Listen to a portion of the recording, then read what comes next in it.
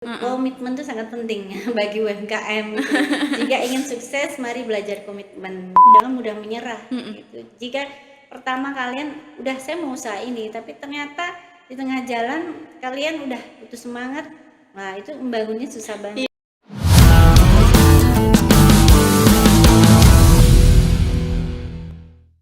Assalamualaikum warahmatullahi wabarakatuh. Kembali lagi bersama kami di Kaum Podcast IBC Islamic Berkarakter dan Cerdas. Pada kesempatan hari ini Pia bareng narasumber nih. Jadi tema yang kita angkat kali ini cukup menarik mengenai bagaimana sih nanti kiat-kiat atau inspirasi sukses bersama sahabat UMKM Nusa Tenggara Barat. Jadi sekarang kita sudah bersama dengan narasumber salah satu ketua di komunitas sahabat UMKM NTB. Jadi langsung aja kita sapa beliau. Selamat siang Ibu. Selamat siang Mbak Pia. Gimana kabarnya Ibu? Alhamdulillah Alhamdulillah sehat sehat dan nggih. tetap semangat. Amin. Oke Ibu, sebelum kita membahas lebih dalam mengenai bagaimana apa sih itu sahabat UMKM NTB gitu, bagaimana komunitas di dalamnya, programnya seperti apa gitu. Jadi kita perlu kenalan dulu nih Ibu sama Boleh. teman-teman sahabat di rumah gitu. Iya, boleh. Mungkin sekiranya Ibu bisa kenalan namanya siapa? Baik, nama saya Ika Asmi Susanti. Kebetulan saya sebagai UKM juga dan ketua komunitas sahabat UKM Nusa Tenggara Barat. Oke, keseharian selain menjadi ketuanya apa aja? Keseharian saya juga seorang UKM Mm-mm. yang juga produksi. Kebetulan ada 2 usaha, Mm-mm. yang satu usaha di bidang kerajinan dan satu di bidang kuliner. Masya Allah sekali. Kapan kita mampir Ibu nggih? Boleh silakan Mbak Pia. Oke guys, jadi Ibu ini adalah salah satu ketua di komunitas sahabat UMKM NTB. Jadi kita akan ulas lebih dalam nih bagaimana apa sih sahabat UMKM itu seperti apa sih Ibu? Mungkin Ibu bisa jelaskan nih lebih detailnya seperti apa? Baik, sahabat UMKM kalau di Nusa Tenggara Barat itu baru tahun 2019 ya kita berdiri istilahnya, tapi dia memiliki pusat di Jakarta, kemudian ada di 33 provinsi di seluruh Indonesia. Oh. Jadi kalau di NTB ini dia adalah BPD, Badan Pembina Daerah gitu. Jadi kita adalah organisasi UMKM yang nirlaba dan non profit, jadi murni untuk membantu UMKM. Jadi itu di bawah lembaga pemerintahan juga Ibu? Bukan di bawah lembaga pemerintahan, tapi organisasi UMKM. Oh, organisasi UMKM dan itu sudah tersebar di seluruh Sudah Indonesia. tersebar di seluruh Indonesia di 33 provinsi. Salah satunya di Nusa Tenggara Iya, Barat salah pada satunya. tahun 2019 Iya, Ibu. 2019. Oke, kira-kira dari tahun 2019 sampai saat ini untuk anggotanya udah berapa banyak Ibu? Kalau boleh tahu. Sampai akhir Desember 2023 anggota kita sebanyak 450. Tapi kita melakukan tahun 2024 ini melakukan penyaringan untuk anggota yang benar-benar aktif dan ingin istilahnya maju bersama sahabat UMKM. Oke, kalau seumpama berarti kalau memang ada penyaringan nih antara anggota di sahabat UMKM sendiri, otomatis untuk masuk ke anggotaan di sahabat UMKM ada prasyarat nih yang harus dibutuhkan ketika ingin bergabung. Kira-kira apa aja ini prasyaratnya Ibu? Syarat utamanya sih gampang sih Mbak, mereka memiliki usaha aja.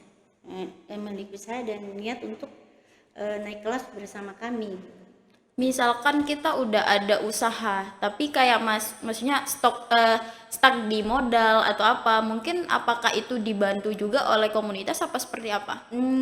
Kalau sudah memiliki usaha kemudian stuck di permodalan, mungkin kita akan istilahnya melingkan dengan istilahnya kan ada pembinaan dari BUMN. ya, atau dana kur bisa juga itu. Kebetulan ada beberapa BUMN yang bekerjasama dengan sahabat UMKM gitu.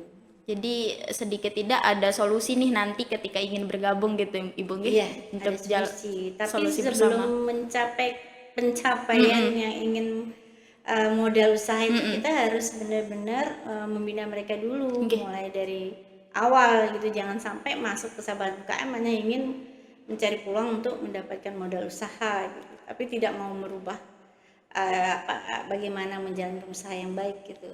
Oke, terus kemudian kira-kira untuk beberapa dari komunitas sahabat UMKM sendiri untuk memperdayakan anggota-anggota yang ikut bergabung di sini, itu dalam mengatasi tantangan bisnis itu seperti apa?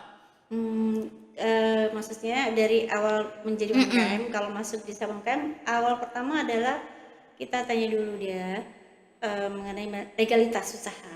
Jadi itu adalah hal pertama yang harus mereka punya.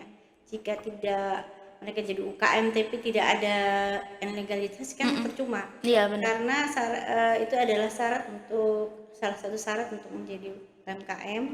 Jadi kita bantu mereka. Kebetulan kami juga di Sabun UMKM ada bidang legalitas. Jadi bidang legalitas ini membantu UMKM untuk mengurus NIB, kemudian kalau untuk makanan PRT, kemudian untuk halal. Karena kan kita kejar target bahwa tahun ini semua UMKM harus yang terutama kuliner untuk memiliki halal, karena kan tahun ini adalah terakhir untuk halal gratis. Jadi itu yang kita usahakan supaya UMKM di bidang kuliner. Kebetulan kita ada klaster kulineri namanya, itu khusus untuk makanan dan minuman. Jadi itu yang kita beberapa kelas monitoringnya gitu iya. Ibu nggih. Jadi kebetulan kalau di Sabun UMKM kita bagi kembali menjadi beberapa klaster. Itu untuk memudahkan kami membinanya. Jadi ada klaster benang, kemudian klaster kriya, kemudian klaster kulineri, ada juga klaster jajamuan dan klaster fashion. Jadi kenapa dari grup besar itu saya pecah kembali itu biar mudah membinanya. Jadi kalau kulineri mereka akan bahas makanan, bagaimana sih buat kemasan yang bagus, mereka bisa diskusi di sana. Bagaimana kok ini saya buat roti kok jadi bantat nggak mengembang gitu, di sanalah mereka saling berbagi informasi. Nah kalau di klaster benangku beda lagi, yang mereka bahas tentang benang gitu loh. Jadi, biasanya kalau benang ini nyangkut pautnya ke kerajinan Ibu. beda lagi. Kalau benang khusus untuk apa istilah rajut benang, sulam pita, sulam benang, kemudian tali makrem itu masuk di dalam klaster benangku. Jadi kalau yang tadi klaster kriya itu seperti apa? Kalau klaster kriya itu lebih kepada kerajinan tangan, handicraft. Jadi yang berbahan alam maupun yang go green. Jadi masuk di sana. Jadi enak mereka, nyambung mereka gitu kalau diskusi. Dan kalau dalam event-event juga mereka digabungkan menjadi satu gitu.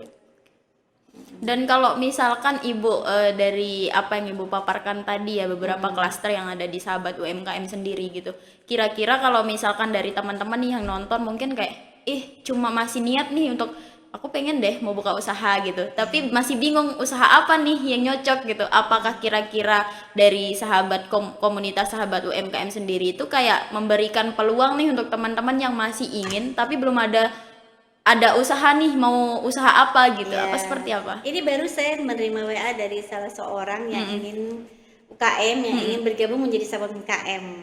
Saya bertanya, apakah ada usaha? Ada Bu. Usahanya apa? Ada 2, makanan dan salon. Kemudian saya bertanya, mana yang dipilih antara salon dan makanan? Jadi harus salah satu yang dipilih agar kami bisa memindahnya lebih maksimal, lebih fokus. Kemudian akhirnya dia menjawab makanan. Jadi ketika dia pilih makanan, akhirnya kami harus mengarahkan kepada klaster kulineri. Benar.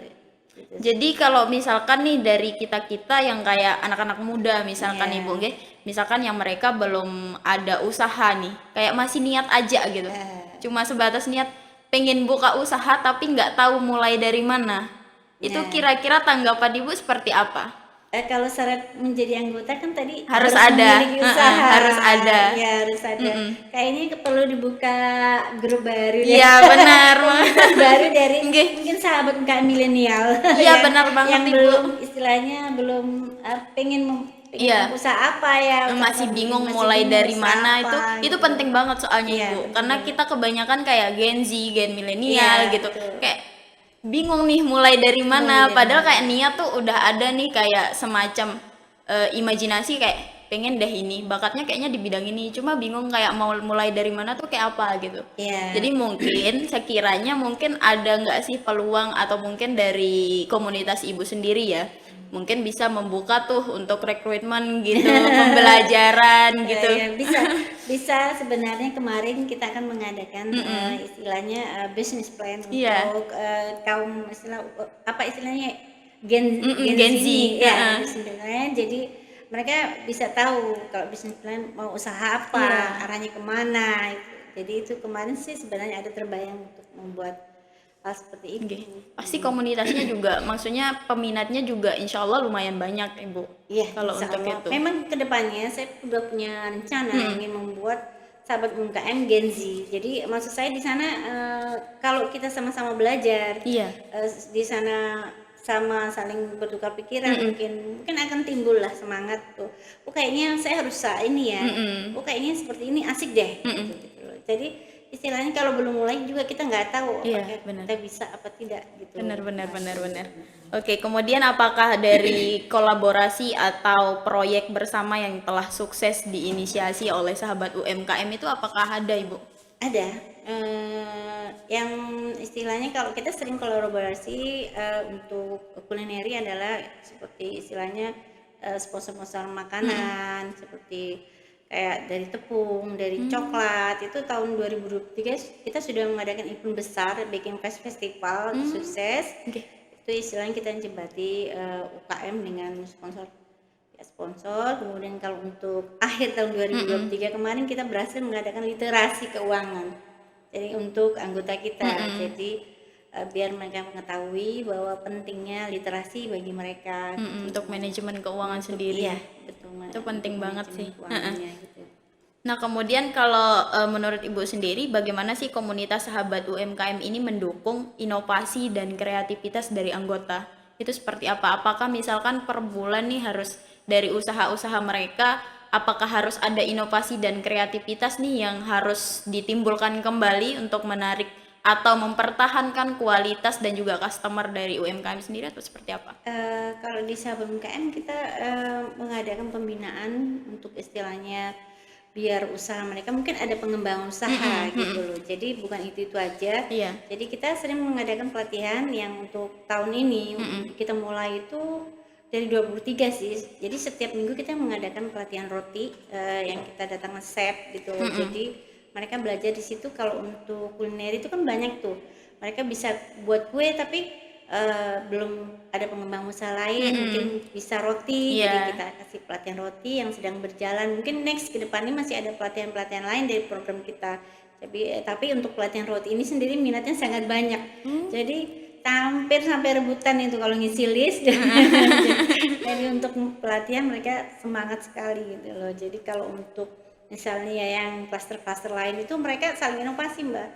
Ini kita buat apa nih setelah ini, ayo kita kumpul, kita selesaikan nih masalahnya. Misalnya buat kayak klaster benangku, saya mau buat, kayaknya kepengen buat tas ini tapi hanya satu yang bisa, ayo kita ngumpul. Jadi kita ngumpul bagaimana istilahnya cara membuat tas ini. Jadi mereka sering kopdar gitu. Jadi sama dengan untuk pria juga begitu. Jadi misalkan ada yang membuat mutiara gitu loh, pengen ngajarin temennya, ayo ke rumah ini belajar gratis gitu.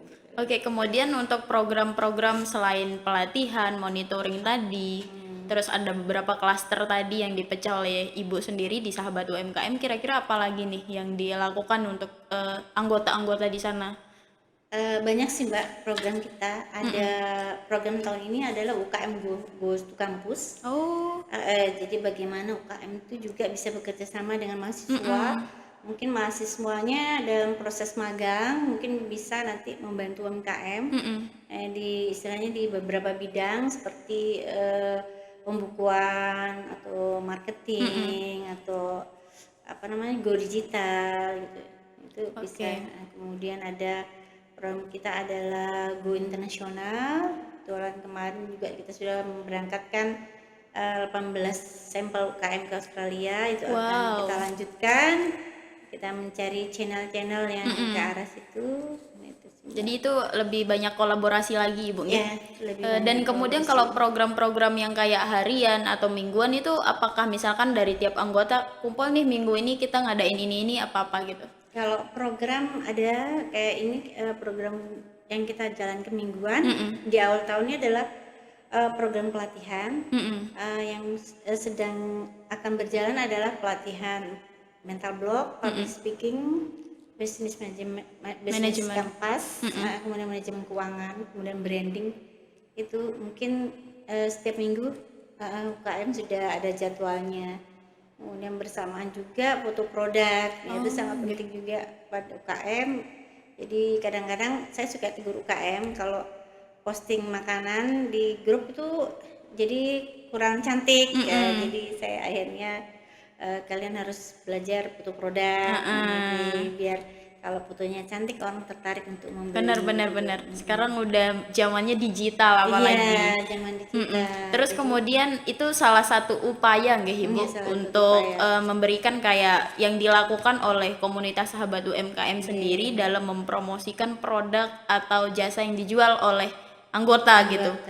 Kira-kira dari hal itu juga apalagi nih yang dilakukan oleh komunitas ini sendiri gitu untuk mempromosikan produk-produk yang dijual gitu. Kalau untuk memproses produk teman-teman kita buat katalog produk. Oh, ada katalognya.